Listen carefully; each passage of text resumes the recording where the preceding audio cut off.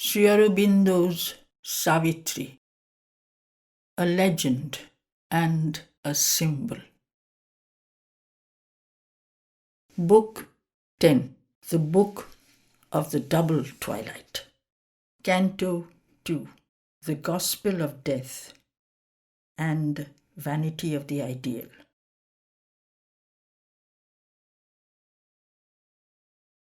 Then pealed the calm, inexorable voice, abolishing hope, cancelling life's golden truths. Fatal its accents smote the trembling air. That lovely world swam thin and frail, most like some pearly evanescent farewell gleam on the faint verge of dusk in moonless eves. Prisoner of nature, many-visioned spirit, thought's creature in the ideal's realm, enjoying thy unsubstantial immortality, the subtle marvellous mind of man has feigned. This is the world from which thy yearnings came. When it would build eternity from the dust, man's thought paints images, illusion rounds. Prophesying glories it shall never see, it labours delicately among its dreams. Behold, this fleeing of light-dazzled shapes, aerial raiment of unbodied gods, a rapture of things that never can be born. Hope, chance to hope, a bright immortal choir. Cloud satisfies cloud, phantom to longing phantom leads sweetly, sweetly is clasp, or sweetly chaste. This is the stuff from which the ideal is formed.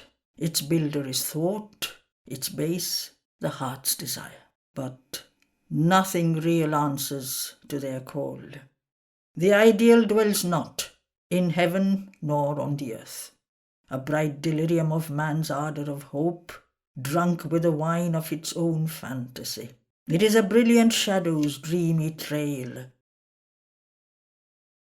Thy vision's error builds the azure skies. Thy vision's error drew the rainbow's arch. Thy mortal longing made for thee a soul.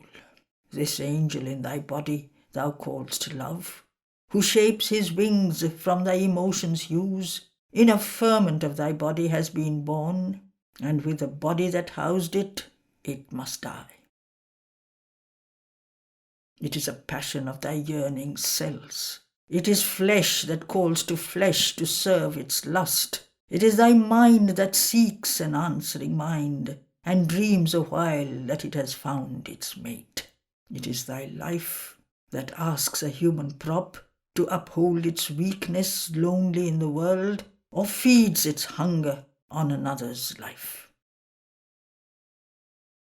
A beast of prey that pauses in its prowl, it crouches under a bush in splendid flower to seize a heart and body for its food.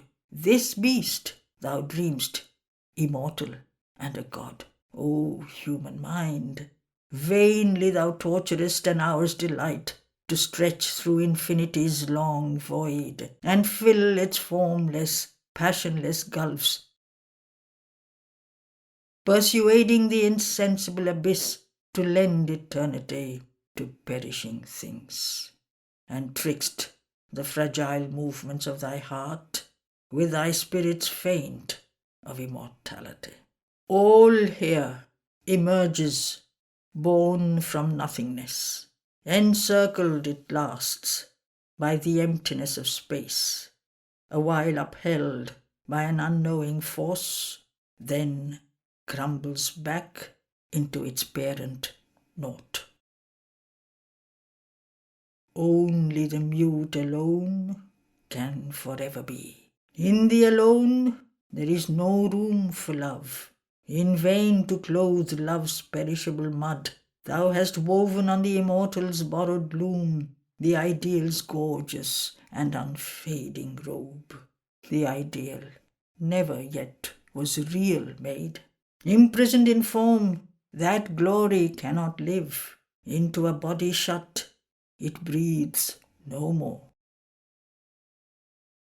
Intangible, remote, forever pure, a sovereign of its own brilliant void, unwillingly it descends to earthly air to inhabit a white temple in man's heart. In his heart it shines, rejected by his life. Immutable, bodiless, beautiful, grand and dumb, immobile on its shining throne, it sits. Dumb it receives his offering and his prayer. It has no voice to answer to his call, no feet that move, no hands to take his gifts.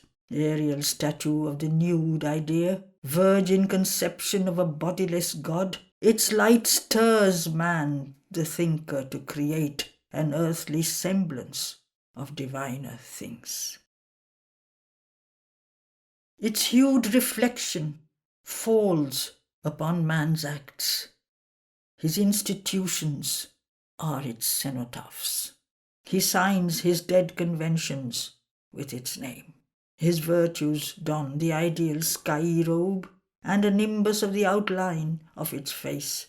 He hides their littleness with the divine name. Yet insufficient is the bright pretense to screen their indigent and earthy make. Earth only is there, and not some heavenly source. If heavens there are, they are veiled in their own light. If a truth eternal somewhere reigns unknown, it burns in a tremendous void of God. For truth shines far from the falsehoods of the world. How can the heavens come down to unhappy earth, or the eternal lodge in drifting time? How shall the ideal tread earth's dolorous soil, where life is only a labour and a hope, a child of matter and by matter fed? A fire flaming low in nature's grate, a wave that breaks upon a shore in time, a journey's toilsome trudge with death for goal. The avatars have lived and died in vain. Vain was the sage's thought, the prophet's voice.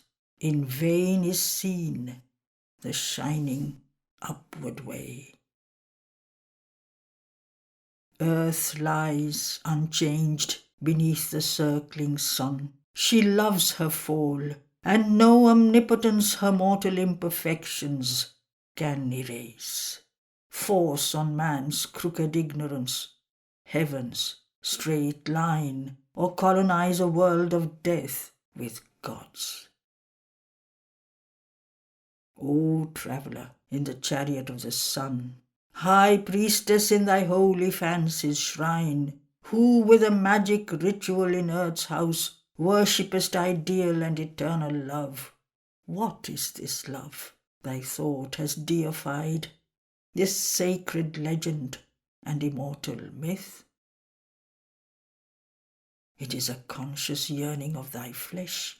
It is a glorious burning of thy nerves. A rose of dream splendour petaling thy mind. A great red rapture and torture of thy heart. A sudden transfiguration of thy days. It passes, and the world is as before. A ravishing edge of sweetness and of pain, a thrill in its yearning makes it seem divine. A golden bridge across the roar of the years, a cord tying thee to eternity. And yet, how brief and frail, how soon is spent this treasure, wasted by the gods on man, this happy closeness as of soul to soul, this honey of the body's companionship, this heightened joy, this ecstasy in the veins, this strange illumination of the sense. If Satyavan had lived, love would have died. But Satyavan is dead, and love shall live a little while in thy sad breast, until his face and body fade on memory's wall, where other bodies, other faces come. When love breaks suddenly into the life, at first man steps into a world of the sun. In his passion he feels his heavenly element, but only a fine sunlit patch of earth the marvellous aspect took of heaven's outburst. The snake is there, and the worm in the heart of the rose. A word, a moment's act, can slay the god. Precarious is his immortality. He has 1,000 ways to suffer and to die. Love cannot live by heavenly food alone. Only on sap of earth can it survive. For thy passion was a sensual want, refined, a hunger of the body and the heart. Thy want can tire, and cease or turn elsewhere. Or love may meet a dire and pitiless end by bitter treason, or wrath with cruel wounds separate, or thy unsatisfied will to others depart, when first love's joy lies stripped and slain. A dull indifference replaces fire, or an endearing habit imitates love. An outward and uneasy union lasts, or the routine of a life's compromise, where once the seed of oneness had been cast into a semblance of spiritual ground by a divine adventure of heavenly powers. Two strive, constant associates without joy. Two egos straining in a single leash, two minds divided by their jarring thoughts, two spirits disjoined, forever separate.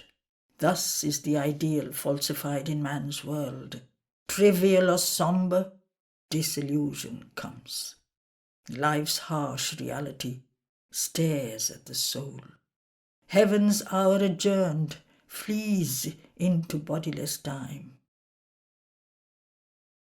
Death saves thee from this, and saves Satyavan. He now is safe, delivered from himself. He travels to silence and felicity. Call him not back to the treacheries of earth and the poor petty life of animal man. In my vast tranquil spaces let him sleep, in harmony with the mighty hush of death, where love lies slumbering on the breast of peace. And thou go back alone to thy frail world. Chastise thy heart with knowledge, unhood to see thy nature raised into clear living heights, the heaven bird's view from unimagined peaks. For when thou givest thy spirit to a dream, soon hard necessity will smite thee awake. Purest delight began, and it must end. Thou too shalt know, thy heart no anchor swinging, thy cradled soul moored in eternal seas. Vain are the cycles of thy brilliant mind. Renounce, forgetting joy and hope and tears, thy passionate nature in the bosom profound of a happy nothingness and worldless calm. Delivered into my mysterious rest, one with my fathomless nihil, all forget. Forget thy fruitless spirit's waste of force. Forget the weary circle of thy birth. Forget the joy and the struggle and the pain, the vague spiritual quest which first began when worlds broke forth like clusters of fire flowers, and great burning thoughts voyaged through the sky of mind. And time and its eons crawled across the vasts, and souls emerged into mortality. But Savitri replied to the dark power, "A dangerous music now thou find'st, O death, melting thy speech into harmonious pain, and flut'st alluringly to tired hopes thy falsehoods, mingled with sad strains of truth. But I forbid thy voice to slay my soul. My love is not a hunger of the heart. My love is not a craving of the flesh. It came to me from God to God returns. Even in all that life and man have marred, a whisper of divinity still is heard. A breath is felt from the eternal spheres. Allowed by heaven and wonderful to man, a sweet fire rhythm of passion chants to love. There is a hope in its wild infinite cry. It rings with callings from forgotten heights, and when its strains are hushed to high-winged souls in their empyrean, its burning breath survives beyond the rapturous core of suns that flame forever pure in skies unseen, a voice of the eternal ecstasy. One day I shall behold my great sweet world, put off the dire disguises of the gods, unveil from terror and disrobe from sin. Appeased, we shall draw near our mother's face. We shall cast our candid souls upon her lap. Then shall we clasp the ecstasy we chase. Then shall we shudder with the long-sought God. Then shall we find heaven's unexpected strain. Not only is there hope for Godheads pure, the violent and darkened deities leaped down from the one breast in rage to find what the white gods had missed. They too are safe. Her mother's eyes are on them, and her arms, stretched out in love, desire her rebel sons. One who came, love and lover and beloved eternal, built himself a wondrous field and wove the measures of a marvelous dance. There in its circles and its magic turns, attracted he arrives, repelled he flees.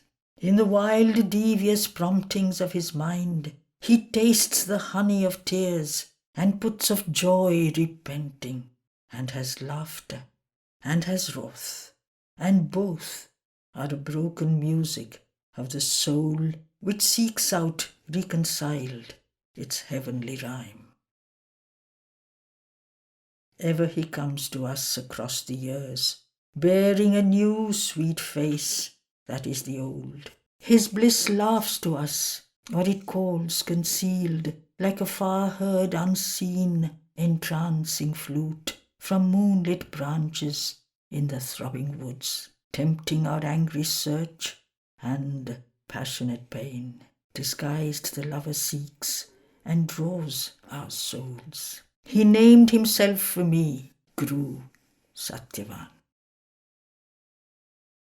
For we were man and woman from the first, the twin souls born from one undying fire. Did he not dawn on me in other stars? How has he, through the thickets of the world, pursued me like a lion in the night, and come upon me suddenly in the ways, and seized me with his glorious golden leap? Unsatisfied he yearned for me through time, sometimes with wrath, and sometimes with sweet peace, desiring me since first the world began. He rose like a wild wave out of the floods and dragged me helpless into seas of bliss. Out of my curtained past, his arms arrive. They have touched me like the soft persuading wind. They have plucked me like a glad and trembling flower, and clasped me happily, burnt in ruthless flame. I too have found him charmed in lovely forms, and run delighted to his distant voice, and pressed to him past many dreadful bars. If there is a yet happier, greater God, let him first wear the face of Satyavan, and let his soul be one with him I love. So let him seek me, that I may desire. For only one heart beats within my breast, and one God sits there throned. Advance, O death, beyond the phantom beauty of this world, for of its citizens I am not one. I cherish God, the fire, not God, the dream. But death once more inflicted on her heart the majesty of his calm and dreadful voice. A bright hallucination are thy thoughts, a prisoner haled by a spiritual cord, of thy own sensuous will the ardent slave. Thou sendest eagle-poised to meet the sun, words winged with the red splendour of thy heart. But knowledge dwells not in the passionate heart. The heart's words fall back unheard from wisdom's throne. Vain is thy longing to build heaven on earth. Artificer of ideal and idea, mind, child of matter in the womb of life, to higher levels persuades his parents' steps. Inapt, they follow ill the daring guide.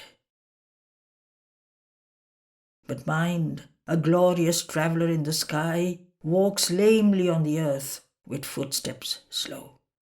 Hardly he can mould the life's rebellious stuff. Hardly can he hold the galloping hooves of sense. His thoughts look straight into the very heavens. They draw their gold from a celestial mine. His acts work painfully a common ore. All thy high dreams were made by matter's mind, to solace its dull work in matter's jail, its only house where it alone seems true. A solid image of reality, carved out of being to prop the works of time, matter on the firm earth sits strong and sure. It is the firstborn of created things. It stands the last, when mind and life are slain. And if it ended, all would cease to be. All else is only its outcome or its phase. Thy soul is a brief flower by the gardener mind, created in thy matter's terrain plot. It perishes with the plant on which it grows, for from earth's sap it draws its heavenly hue. Thy thoughts are gleams that pass on matter's verge. Thy life a lapsing wave on matter's sea. A careful steward of truth's limited means, treasuring her founded facts from the squandering power, it tethers mind to the tent posts of sense. To a leaden grey routine clamps life's caprice, and ties all creatures with the cords of law. A vessel of transmuting alchemies, a glue that sticks together mind and life. If matter fails, all crumbling cracks and falls. All upon matter stands as on a rock. Yet this security and guarantor, pressed for credentials, an impostor proves. A cheat of substance where no substance is, an appearance and a symbol and a naught. Its forms have no original right to birth. Its aspect of a fixed stability is the cover of a captive motion's swirl, an order of the steps of energy's dance, whose footmarks leave forever the same signs, a concrete face of unsubstantial time, a trickle dotting the emptiness of space, a stable seeming movement without change. Yet change arrives, and the last change is death. What seemed most real once is nihil's show. Its figures are snares that trap and prison the sense. The beginningless void was its artificer. Nothing is there but aspects limned by chance, and seeming shapes of seeming energy. All by death's mercy breathe and live a while.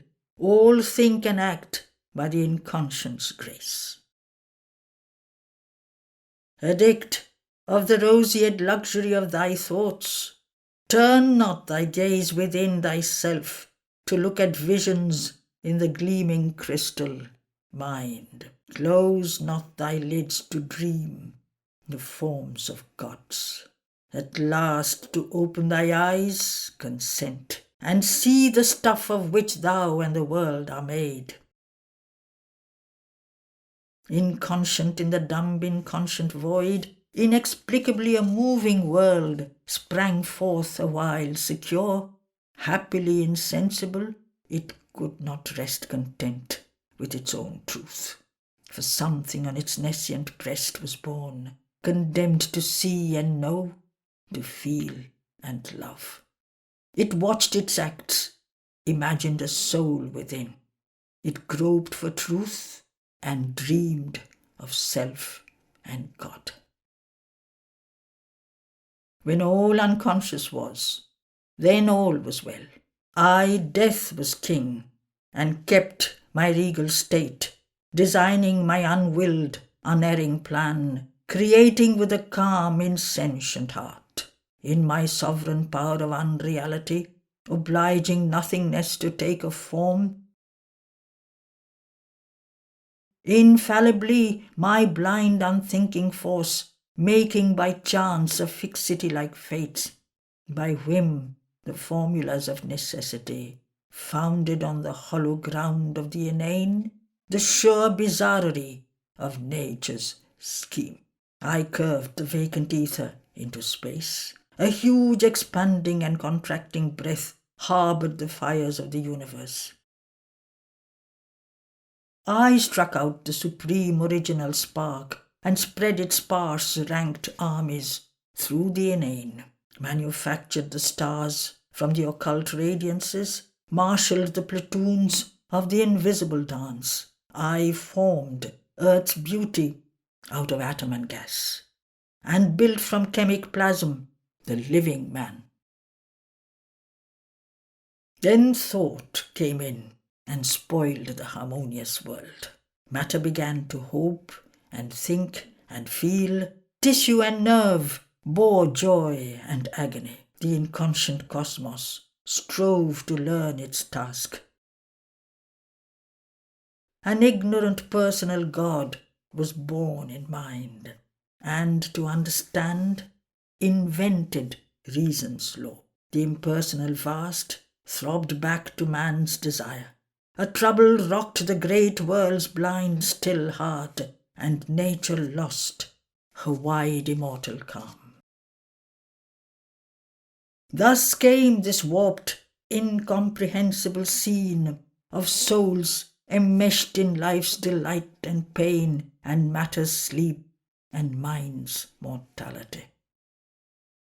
Of beings in nature's prison, waiting death, and consciousness left in seeking ignorance, and evolution's slow, arrested plan. This is the world in which thou movest, astray in the tangled pathways of the human mind, in the issueless circling of thy human life, searching for thy soul, and thinking God is here. But where is room for soul, or place for God, in the brute immensity of a machine.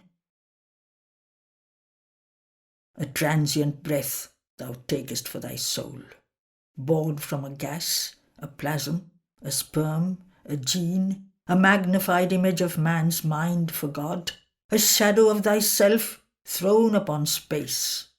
Interposed between the upper and nether void, thy consciousness reflects the world around in the distorting mirror of ignorance, or upwards turns to catch imagined stars. Or if a half-truth is playing with the earth, throwing its light on a dark, shadowy ground, it touches only and leaves a luminous smudge. Immortality thou claimest for thy spirit, but immortality for imperfect man, a God who hurts himself at every step, would be a cycle of eternal pain. Wisdom and love thou claimest as thy right, but knowledge in this world is error's mate, a brilliant procuress of nescience, and human love a posturer on earth's stage, who imitates with verve a fairy dance, an extract pressed from hard experience. Man's knowledge casked in the barrels of memory has the harsh savour of a mortal draught.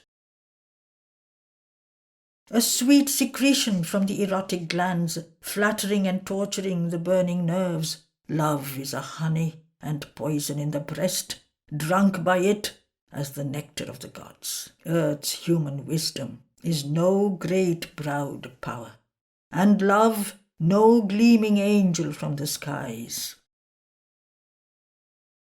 If they aspire beyond earth's dullard air, arriving sunwards with frail waxen wings, how high could reach that forced, unnatural flight? But not on earth can divine wisdom reign, and not on earth can divine love be found. Heaven-born, only in heaven can they live, or else there too perhaps they are shining dreams. Nay, is not all thou art and doest a dream? Thy mind and life are tricks of matter's force. If thy mind seems to thee a radiant sun, if thy life runs a swift and glorious stream, this is the illusion of thy mortal heart, dazzled by a ray of happiness or light. Impotent to live by their own right divine, convinced of their brilliant unreality, when their supporting ground is cut away, these children of matter into matter die. Even matter vanishes into energies vague, and energy is a motion of old naught. How shall the ideal's unsubstantial hues be painted stiff on earth's vermilion blur, a dream within a dream, come doubly true? How shall the will-o'-the-wisp become a star? The ideal is a malady of thy mind, a bright delirium of thy speech and thought, a strange wine of beauty, lifting thee to false sight. A noble fiction of thy yearnings made, thy human imperfection it must share. Its forms in nature disappoint the heart, and never shall it find its heavenly shape, and never can it be fulfilled in time. O soul misled by the splendour of thy thoughts, O earthly creature with thy dream of heaven, obey, resigned and still, the earthly law. Accept the brief light that falls upon thy days. Take what thou canst of life's permitted joy, submitting to the ordeal of fate's scourge. Suffer what thou must of toil and grief and care. There shall approach, silencing thy passionate heart, my long calm night of everlasting sleep. There, into the hush from which thou camest, retire. End of Canto 2.